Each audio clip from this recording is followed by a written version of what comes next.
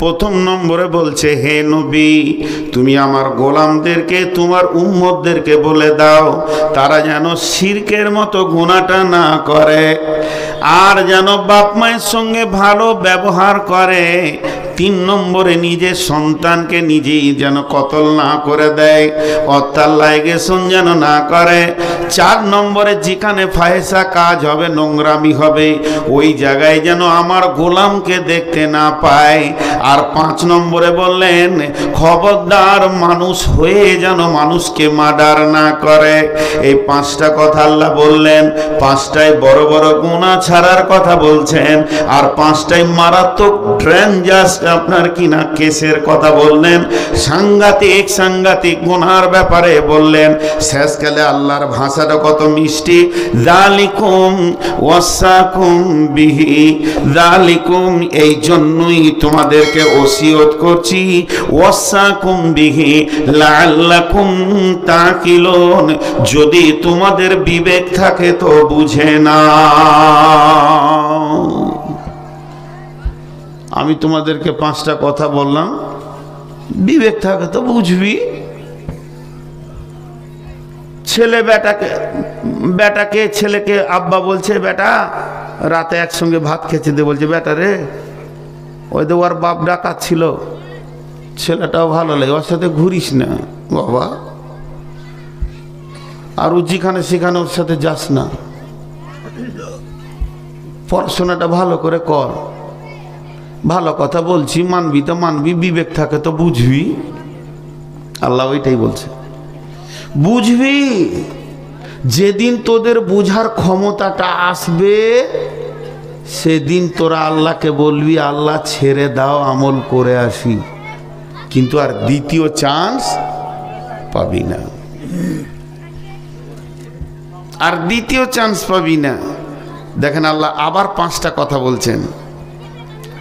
ওয়ালা তাকরাবু মালাল ইয়াতীমি ইল্লা বিল্লাতি হিয়া আহসান হাত্তা ইয়াবলুগা আশুদ্দাহু ওয়াফুল কাইলা ওয়াল মিজানা লা নুকাল্লিফু নাফসান ইল্লা উসাহা ওয়া ইযা কুলতুম ফাদিলু ওয়ালাউ কানা দা কুরবা ওয়া বিআহদিল্লাহি আফু যালিকুম ওয়াসাকুম বিহি লাআল্লাকুম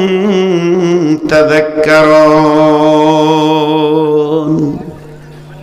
প্রথম কথাটা ওর বাপ কি বললে, তোর যদি বিবেক থাকে তো আমার কথাগুলো বুঝবি। পরে আবার বলছে, খবরদার অমুকের বেটিকে বিয়ে করিস না, ওই বংশে যাস না, মেয়েটা ভালো লয়। যে শেষকালে কি বলছি জানেন, আমার কথাটা স্মরণ রাখিস তো কাজে লাগবে। প্রথমটা বললে বিবেক থাকলে বুঝবি, আর দ্বিতীয়টা বললে আমার কথাটা স্মরণ রাখলে তোর কাজ আসবে। আল্লাহ এইটাতে বলছেন, যালিকুম ওয়াসাকুম বিহি লাআল্লাকুম তাযাক্কারুন। গোলাম রে, তোদেরকে আবার 5টা গুনার কথা বলে দিলাম, এগুলোকে যদি তোদের স্মরণে থাকে, আমার কথা যদি গুরুত্ব দিয়ে নিস তো তোদের কাজে লাগবে। এতক্ষণ আপনাদেরকে যা শোনালাম এটা আমি উদাহরণ দিলাম, কোরআন থেকে উদাহরণ দিলাম হাদিসটাকে আনার জন্যে, হাদিসটাকে সামনে আনার জন্যে। এখন একটা ছোট্ট কথা বলবো অল্প সময়ে, 1 মিনিটের জন্য। সেই কথাটা কি, মানুষটার যেমন মূল্য, তার কথার সেরকম ওসিয়তের মূল্য। আমাকে আমার আব্বা ওসিয়ত করেছে, আমাকে আমার মা ওসিয়ত করেছে, আমাকে আমার ভাই ওসিয়ত করেছে, আমাকে আমার শিক্ষক ওসিয়ত করেছে, আমাকে একজন প্রিন্সিপাল ওসিয়ত করেছে, আমাকে একজন বড় ডক্টরেট লোক আমাকে ওসিয়ত করেছে, আমাকে একজন বড় আলিম মাদানি ওসিয়ত করেছে। যে লোকটা যেমন দাম, তার ওসিয়তটা, তার কথাটা অত গুরুত্ব। তাহলে আল্লাহর যত মূল্য, আল্লাহর কথাটা অতটাই মূল্য। আল্লাহর কথার গুরুত্ব আল্লাহকে যেমন দিয়েছি ওই রকম দিতে হবে। আর আজকের এই ময়দানে কাঁঠালপাড়া গ্রামের আয়োজিত মাহফিলে আপনারা যত মেহমান এসেছেন আপনাদেরকে আমি কি দিব? আজকে আমি ওসিয়ত দিব কার? নবী মুহাম্মদুর রাসূলুল্লাহ, জোরে বলেন, নবী মুহাম্মদুর রাসূলুল্লাহ সাল্লাল্লাহু আলাইহি সাল্লামের ওসিয়ত। বাস, আমার ভূমিকা শেষ হয়ে গেল। এবার আমি ওসিয়তটা শুরু করছি। আমার ভূমিকা যা দিয়েছিল শেষ করে দিলাম আল্লাহর ওসিয়তগুলোকে দিয়ে। এটা কে বলছেন? সাহাবীটা কে? রাবিটা কে? রাবিটার নাম হযরতে মুআজ বিন জাবাল। যতগুলো হাদিসে সাহাবী রাবিদের নাম এসেছে, ইনি একজন বিখ্যাত সাহাবী। ইনি শুধু সাহাবী নয়, ইনি রসুলের সাহাবীদের ভিতরে যত মুফাসসির ছিলেন, যত আলিম ছিলেন, তাদের ভিতরে একজন বড় অন্যতম শিক্ষিত পণ্ডিত মানুষ। ইনি হলেন মুআজ বিন জাবাল। কোন মুফাসসিরিন বলেন যে হাদিসে এটাও পাওয়া গেছে, কঠিন কিয়ামতের দিনে সমস্ত আলিমগুলোকে যেখানে জমা করা হবে, সেই জমা করা আলিমদের ভিতরে মুআজ বিন জাবাল থাকবে এবং সেই আলিমদের ভিতরে ইনাকে রাখা হবে। সমস্ত জান্নাতি আলিমগুলো এক জায়গায় জমা হবে। মাওলানা মুফতি মুহাদ্দিস ইমাম হযরত তাদের একে নেতা বানানো হবে এবং এর হাতে ঝান্ডা থাকবে, এর হাতে পতাকা থাকবে। আর এই লোকগুলিকে নিয়ে মুআজ বিন জাবাল জান্নাতে যাবে। ইনি এমন একজন বিখ্যাত সাহাবী। মুআজ বিন জাবাল বলছেন, উনি বলছেন, আওসানি রাসূলুল্লাহ সাল্লাল্লাহু আলাইহি ওয়াসাল্লাম বিআসরি কালিমাতিন। হে পৃথিবীর মানুষ, তোমরা শোনো, পৃথিবীতে যেটা অদ্বিতীয় মানুষ, যার উপরে আর কোনো মানুষ হয় না, যাকে মিসাল দিতে গেলে অন্য মানুষের সঙ্গে হবে না, তার মিসাল তিনি নিজে। তিনি কত বড় ব্যক্তিত্ব সম্পূর্ণ মানুষ, আল্লাহর আরশ পর্যন্ত যিনি গেছেন, আর তার আর কত বড় ব্যক্তিত্ব, 7 তবক আসমানকে ভেদ করে আরশে মহল্লা পৌঁছিয়েছেন। তিনি নবীদের নবী, শুধু নবীদের নবী নয়, মানুষের নবী, জিনের নবী, আমার সমস্ত মাখলুকাতের নবী, যার নাম সমস্ত মাখলুকাত যাকে চেনে, জিন ফেরেশতা থেকে নিয়ে গরু ছাগল পর্যন্ত তাদের ব্যাপারে আল্লাহ ওই নবীর পরিচয় দিয়ে রেখেছেন। তিনি এত ব্যক্তিত্ব সম্পন্ন মানুষ, পৃথিবীর তিনি অদ্বিতীয় মানুষ।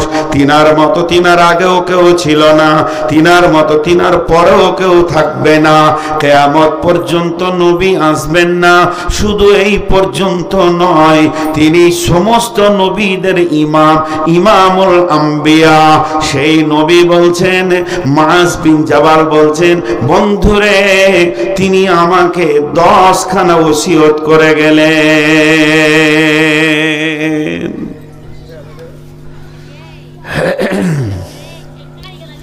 আজকে সেইগুলো আপনাদেরকে শোনাবো, আমিও নিজে শুনবো। ওসিয়তগুলো কত মূল্য হবে। এই ধারে কে জলসা করছে? মেয়েদের ভিতরে কোনো বক্তা আছে, ভালো বক্তা আছে, তো ওকে একটা মাইক দিয়ে দাও। কথা মুখ বন্ধ হবে, মাথা খারাপ। বাংলাদেশে এক মাস্টার স্কুলের স্টেজে এসে আমাকে এমনি করে বলছে, মৌলানা মেয়েগুলো চিল্লাইছে, চুপ করিয়ে দেন। তো আমি বললাম, আপনার বিয়ে হয়েছে? ও বিচারা চুপ হয়ে গেছে। বিয়ে যদি হয়ে থাকে তাহলে জিনিসটা কি আপনি জানেন? এই তো পরের বউ, আমার নিজের বউকে আমি চুপ করাইতে পারি না। ও 20টা বলবে তবেই চুপ হবে। আপনারা কত সম্মান দিচ্ছেন হুজুর হুজুর বলে। এখানকার মেয়েরা আমাকে দেখলে রাস্তা ছেড়ে দিচ্ছে যে বড় হুজুর আছে। আর আমার বিবি যে কত ঝগড়া করে নিলে আসরের সময়, মোবাইলেই মনে হচ্ছে আমাকে খেয়ে নেবে। ও খালি বাইরে বাইরে ঘুরেন। এই বাংলাদেশ থেকে এলেন, আবার মালদা চলে গেছে, কেন বাড়িতে থাকা হয় না? 2-10 দিন ফাঁকা রাখে যায়, নসিব খারাপ। একজন বড় লেখক, কোরআন হাদিসের দিগ্গজ পণ্ডিত, বিরাট বড় মুফাসসির, তিনাকে একজন জিজ্ঞাসা করছে যে আপনার বিবির সতীন আছে? তো বলছে আছে। বলে কে? বলে এই আলমারির কিতাবগুলা। এগুলো আবার কি করে সতীন হলো? বলে রাতটা তো ওয়ার, তো এইটা আমি বেশি সময় লাগাই। তো আমার বিবির সতীন হলো জালসা। জালসা হলে ওর রাত ফাঁকা গেল, জালসা হলো না তো ও আমাকে পেলে, তো ওর সতীন হতে জালসা। জালসা বললি তখন গা গরম। যদি বলা হয় যে ফোন করেছে ডায়েরিটা দাও, তো কিসের ডায়েরি? বলো যে ফাঁকা নাই। জানেন ঘরের খবর, আর কি বলবো রে ভাই, ইউটিউবে প্রচার হয়ে যাবে। তো ও মুখ বন্ধ করবে, ওর স্বামীর জান জ্বালিয়ে রেখেছে। ও যে কার বিবি আল্লাহ জানে। ওই লোকটাকে পেলে দুটো জিলাপি খাইতাম, সারা জীবন উজ্জ্বলে আছে। যে হ্যাঁ রে ভাই, আমি 3 মিনিটে যদি এত কষ্ট পাই, তুই আছিস কি করে এই চোপাতে? আল্লাহ মাফ করুন। তো রাসূলুল্লাহ সাল্লাম কটা ওসিয়ত করলেন? হাজি ভাই আপনারা মরা না জীবিত গো? এক্ষুনি যদি টিকিট পান আর ভিসা পান, কে কে ফিলিস্তিন যাবেন হাত তুলেন। আমি যাব প্রথম নম্বরে। মাশাল্লাহ মাশাল্লাহ মাশাল্লাহ, খুশি হলাম খুশি হলাম। আর বাকি কটা কি বসে আছেন? মেয়ে, আমার মনের প্রতিনিয়তি আকাঙ্ক্ষা হচ্ছে খালি টিকিট আর ভিসা দিয়ে দেখ। জি, খবরদার না, ভয় করিয়েন না। তো যাই হোক, যে কথা আপনাদের সামনে বলছি, একটুকু আওয়াজ দেন। আরে বক্তা তো আপনারাই, আপনারা আমাকে যেমন করে চালিয়ে নেবেন। এখনই যদি পালিয়ে যান সবাই, বাস আমার যা ছিল সব শেষ হয়ে যাবে। হ্যাঁ, অতএব একটু করে হাঁচা দেবেন। তো রাসূলুল্লাহ সাল্লাম আমাদেরকে কটা ওসিয়ত করে গেছেন? 10টা। মাশাআল্লাহ। নাম্বার 1, প্রথম নাম্বারটা আল্লাহর নবী বলছেন, লা তুশরিক বিল্লাহি শাইয়া ওয়া ইন কুতিলতা আও হুররিকতা। শব্দ আরবিতে দুটি ব্যবহার করেছে। ওয়া ইন মানে যদি, কুতিলতা হুররিকতা, আও মানে এবং, ইন কুতিলতা আও হুররিকতা, যদি তোমাদেরকে কেটে পিস বানিয়ে দেওয়া হয়, কিংবা জীবিত গায়ে তেল দিয়ে আগুন ধরিয়ে পুড়িয়ে দেওয়া হয়, তারপরেও তোমরা আল্লাহর সঙ্গে কাউকে শরীক করিও না। জি, আজকে আমরা কোথায় বাস করছি বলেন? ভারতলায়, বদরে। এটা বদরের প্রান্তে আছি আমরা। কোন সময় লাগবে কোনো ঠিক আছে বলেন? কথাটা ঠিক না ভুল? কোন সময় লাগবে কোনো ঠিক আছে? বলছে জয় শ্রীরাম বল, জোর করে ধরে। ওই সময় বলো না, তুমি ধৈর্য ধরো মত পর্যন্ত। যখনই তোমার মত হয়ে যাবে এক আল্লাহর ইমানের ওপরই, হুর পরীরা তোমার জন্য হাতছানি দিয়ে ডাকছে। ওয়াইন কুতিলতা আও হুররিকতা, 1400 বছর, এখন 1400 আর বলা যাবে না, 1450 বছর আগে বিশ্বনবী বলে গেছেন। একদিন আগে নয়, দুদিন আগে নয়, কত পুরাতন যুগে তিনি কথা বলে গেছেন। উম্মতেরে, তোমাদের অবস্থা এমন আসবে, একদিকে তোমাদেরকে কেটে পিস বানানো হবে, না হয় তোমাদেরকে জ্বালিয়ে পুড়িয়ে ছাই করে দেওয়া হবে।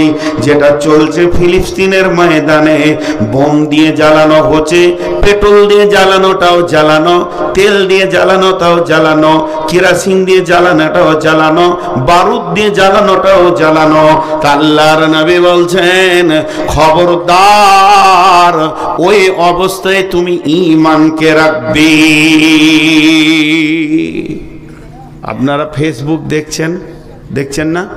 আমি একটা ছেলেকে দেখলাম, কত বয়স হবে, 10-12 বছর, এইখানটা গোটা পুড়ে শেষ হয়ে গেছে, বুকের ওপরে রক্ত। ওরই বয়সের কাছাকাছি ওর একটা ভাই পাশে রয়েছে, তোকে আরবিতে বলছে, ভাই শহীদ হচ্ছিস, আল্লাহ বল, আল্লাহ বল, আশহাদু আল্লাহ বল। তো হালকা করে আশহাদু আল্লাহ বলছে। ছোট ছোট শিশু, একদম মাসুম পুতুলের মতো, সে তা জানে না তার আব্বা আছে কিনা, তার মা বেঁচে আছে কিনা, চোখে দেখে তাকানো যাচ্ছে না।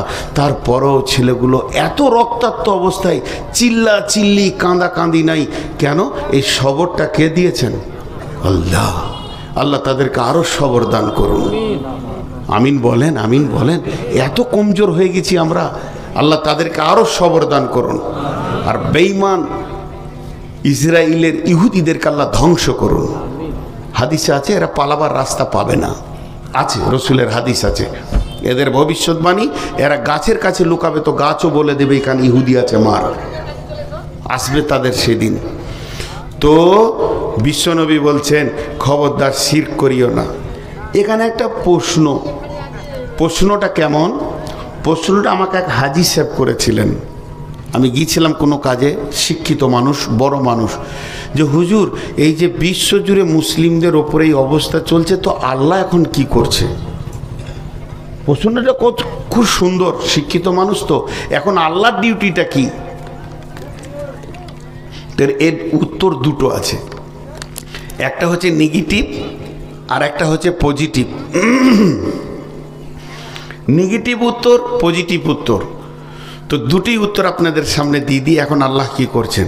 হাজি ভাই, এখন আল্লাহ আমাদের ইজ্জত বাড়িয়েছেন। ইজ্জত বাড়িয়েছেন কেন? আমরা সেটা জানি না বলি এটা মনে করছি। নামাজ 5 ওয়াক্তের শুরু হয়েছে মেরাজ থেকে। নামাজ শেষ হয়ে গেছে না চলছে এখন? এই আজান আর নামাজ কতদিন চলবে? যতদিন পশ্চিমে সূর্য না উঠেছে। তাহলে নামাজ আছে বলি আমরা মুসল্লি হচ্ছি, পড়ছি। কোরবানি আছে বলি কোরবানি করছি। রোজা আছে বলি রোজা রাখছি। কাবা রয়েছে, হজের বিধান রয়েছে বলি হজ করছি। তাহলে কি শহীদ হওয়ার দরজাটা বন্ধ হয়ে গেছে? এটা কোথা হবেন? রেলের নিচে মাথা দিয়ে? শহীদ হবেন কোথা? আম গাছে গলায় দড়ি দিয়ে? জিহাদ শুরু হয়েছে। ইসলামের প্রথম জিহাদ কোনটা? বদর। ইসলামের প্রথম জিহাদ কোনটা? বদর। জিহাদ শেষ কবে হবে? যেদিন মুসলমানরা দাজ্জালকে মারবে। শেষ মার্ডার দাজ্জাল হবে, জিহাদ শেষ হবে। তাহলে এ আমল এখন চলছে। তাহলে আমল চলছে। হজরতে হানজালা শহীদ, হজরতে আমির হামজা শহীদ, হজরতে জাবের শহীদ, হজরতে জুবাইর শহীদ, হজরতে আমর বিন জবু শহীদ, হজরতে ওসমান গনি শহীদ, হজরতে আলী শহীদ, তাই হজরতে উমর ফারুক শহীদ। এরা আমাদের থেকে কত আপার লেভেলের আমলওয়ালা। তারপরও আমার আল্লাহ এদেরকে জান্নাতের শহীদের দরজাটা দেবে বলে জিহাদগুলোকে রেখে এদেরকে ওর মাধ্যম দিয়ে শহীদ করিয়ে নিয়েছেন। তার মানে আমার আল্লাহ কত বড় মেহেরবান, আমাদের জন্য শহীদের রাস্তা বের করে দিয়েছে। বিজেপি আরো আসুক, আরো জুলুম করুক, আল্লাহ আমাদের প্রত্যেককে শহীদের দরজা দান করো। কে রুখবে? জিহাদ কাছে এলে বীরেরা আনন্দ করে, হিজড়েরা জানে তুকুর তুর কি হবে রে বাবা। বিশ্বনবীর হাদিস শুনেলেন, সহি বুখারীর হাদিস।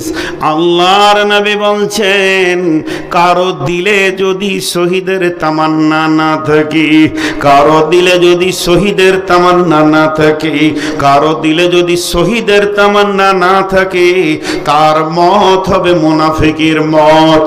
আর কারো যদি দিলে শহীদের তামান্না থাকে, তার মত হবে শহীদের মত। অতএব ভয় করলে হলে হবে না, ঈমানটা রাখতে হবে। আল্লাহ রাসূল এখানে বলেছেন লা তুশরিক বিল্লাহ, এখানে বলেনি যে নামাজ ছেড়ে দিও না, রোজা ছেড়ে দিও না, খালি ঈমানের কথা বলেছেন। তার মানে এমন একটা দিন আসবে, এমন একটা সময় আসবে, মানুষ ঈমানের ওপরেই নির্ভর করে সে জান্নাতে যাবে। সেই মৌকাটা কিছুক্ষণের জন্য। আজকে সকালে এলাকায় জিহাদ লেগে গেল, ফোর্স নেমে গেল, মার মার কাট কাট চলছে। বিশ্বনবী বলছেন ওই অবস্থায় তুমি ঈমানের আপার লেভেলে দাঁড়িয়ে থাকো। যদি দাঁড়িয়ে থাকতে পারো, তোমার জন্য শহীদের দরজা খুলে গেছে। আল্লাহর নবী বলছেন ওয়া ইন কুতিলতা হুররিকতা, একজন দুজন করে গুলি করে মারছে, তুমি 13 নম্বরে আছো। দুজন হলো, তিনজন হলো, পাঁচজন হলো, তুমি নির্ভয়ে দাঁড়িয়ে থাকো। আমার রব যেন গুলির ভিতর দিয়ে আমাকে কোলে নিতে চাইছে। অতএব কোনোদিন শহীদের মতে কষ্ট হয় না।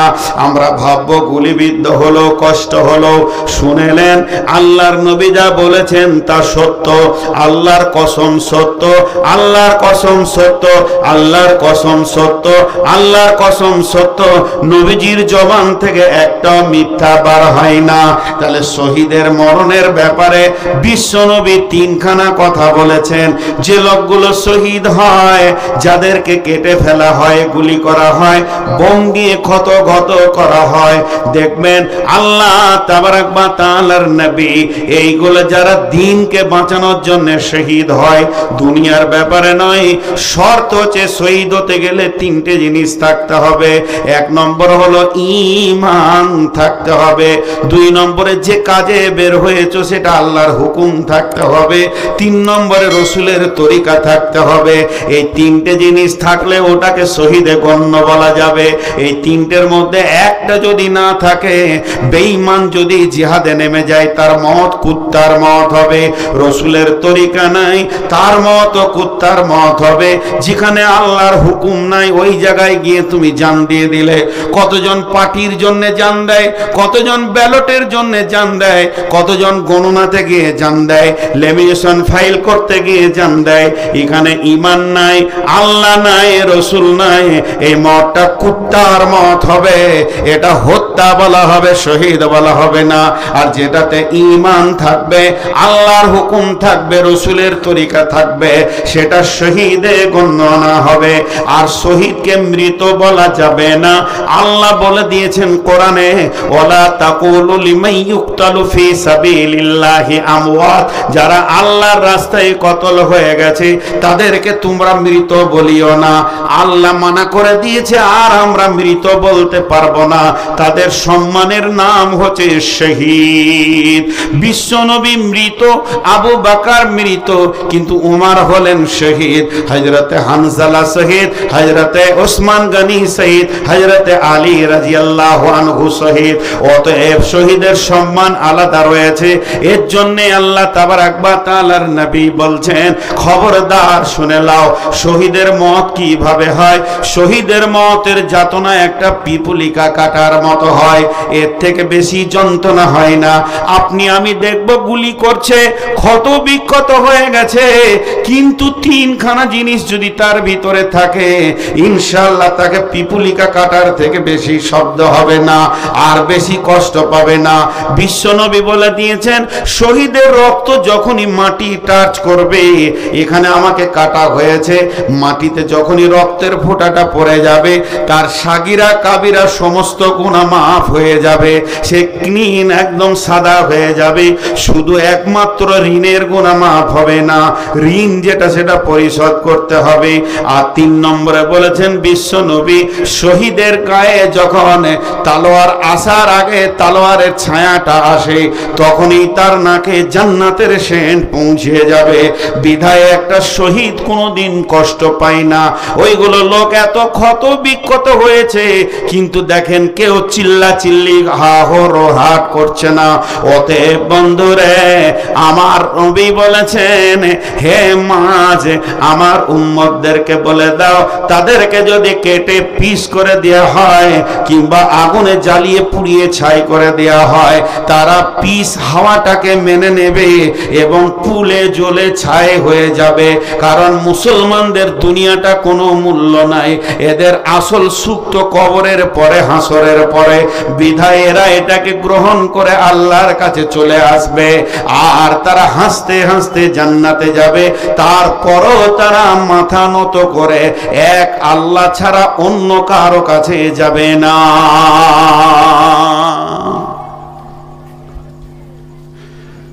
এরা মাথা নত করতে জানে না। এ জাতি একজনের কাছেই মাথা নামো করে, সেটা কে? জোরে বলেন কে? হ্যাঁ, মহব্বতের সঙ্গে নামলেন। ইউটিউবে এগুলো শব্দ আসছে, কারণ সারা বিশ্ব দেখবে। সেটা হলো আল্লাহ। আল্লাহ ছাড়া আমরা কারো কাছে মাথা নামো করতে পারবো না, জান চলে যায়। তাহলে শহীদের কত মূল্য, শহীদকে কত সম্মান। হাজি, এক নাস্তিক ইমাম আবু হানিফাকে প্রশ্ন করেছে যে আল্লাহ এখন কি করছে, এখনই আল্লাহ কি করছে? তো ইমাম আবু হানিফা চালাকের সঙ্গে বলছে যে আমাকে বলতে গেলে তো চেয়ারে বসতে হবে, তো চেয়ারটা আমাকে দাও, তুমি নামতে বসো। দিয়ে চেয়ারে বসে বলছে আমার আল্লাহ এখন বেঈমানকে নামতে বসিয়ে তার ইমানদার গোলামকে চেয়ারে বসিয়েছে, এই কাজ করছে। দিলে ওর কপালে একবারে একটা কিল ঠুকে আর কি। তো এখন আল্লাহ ভারতবর্ষে কি করছে? তো পজিটিভ উত্তরটা হাজি সাহেবকে আমি দিলাম যে এখন আল্লাহ ভারতবর্ষে মুসলমানদেরকে দুধ, ঘি, মাছ, মাংস, কাবাব, কুপ্তা, ভালো ভালো ভুনা, চাপ খাওয়াচ্ছে। কি খাওয়াচ্ছে না গরু? আর ওদেরকে পেশাব খাওয়াচ্ছে। কি করে দিল? কত ভালো কাজে লেগে আছে আল্লাহ। ওদেরকে পেশাব আর গোবর খাওয়াইছে, আর আমাদেরকে মাংস খাওয়াইছে। এর থেকে আর কি করবে আল্লাহ? বিরাট ডিউটিতে লেগে আছে। ওরা মুদ খেয়ে খেয়ে মলো, আর আমরা মাংস খেয়ে খেয়ে গ্যাস হয়ে মলাম। জি ভাই, লোক উঠে পালাইছে কেন? আসতে না, ওরা বলছে যে ছাড়বে না রে, 12টা হয়ে গেছে তাও ছাড়বে না। আপনাদের বিরক্ত লাগছে নাকি? নাম্বার 2, ওয়ালা তাওয়াক্কালনা ওয়ালিদাইকা ওয়া ইন আমারাকা আন তাখরুজা মিন আহলিকা ওয়া মালিকা। বিশ্বনবী বললেন মাঝরে আমার 2 নম্বর ওসিয়তটা শুনে লাও।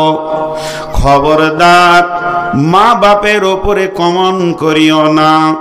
যদিও তোমার মা বাপ তোমাকে বলে আনতাখরুজা মিন আহলিকা ওয়া মালিকা, এক্ষুনি তুমি আমার ঘর থেকে বেরিয়ে যাও, তোমার ছেলে সন্তান টাকা পয়সা যা আছে রেখে দিয়ে বাড়ি থেকে বের হয়ে চলে যাও।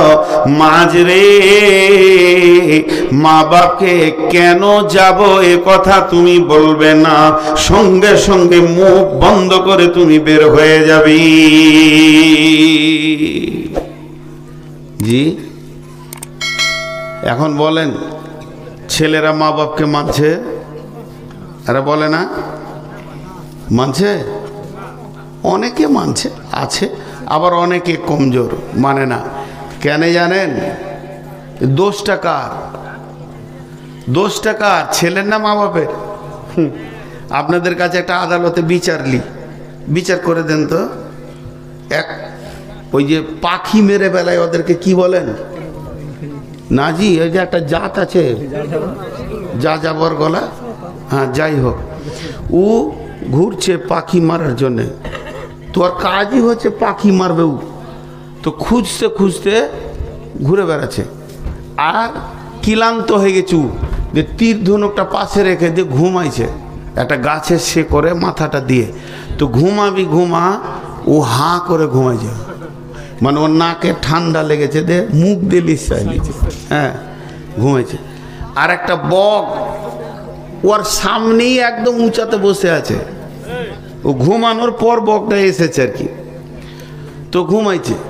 এবার বগের পরে একটা কাক এসে ওর পাশে বসলো, আর 2 বন্ধু, বগ আর কাক আবার বন্ধু দিয়ে কাকটা পুচ করে হেগে দিলে, আর মুখে পড়ে গেছে। ওই যে হাঁ করে ঘুমাইছিল, আর থু থু থু থু করে উঠেছে, উঠেই দেখছে যে পাখি, আর ও হেগে দিই কাক পালিয়ে গেল।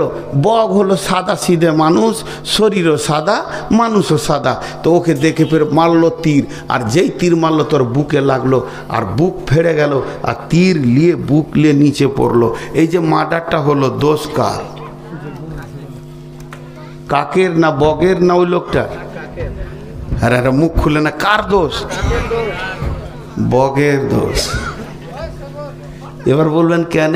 এগুলো গল্পগুলো দার্শনিকদের, এই জন্য এখানে অনেক প্যাঁচ থাকে। বগের এই জন্য দোষ, হাজি বগ সাদা না কালো, আর কাক কালো। তা ওই সাদা মানুষের ওর সঙ্গে দোস্তি করাটা ঠিক হয়েছে? ও তো সারা জীবন ওকে বিপদে ফেলবে। চলন খারাপ বগের, তোকে দেখে শুনে বন্ধুত্ব করতে হতো না। যে বেঈমানের সঙ্গে তুই বন্ধুত্ব করেছিস তোর জীবনে মরণ আছে। তো চলন খারাপ হলে ওর মত কাছে আসে।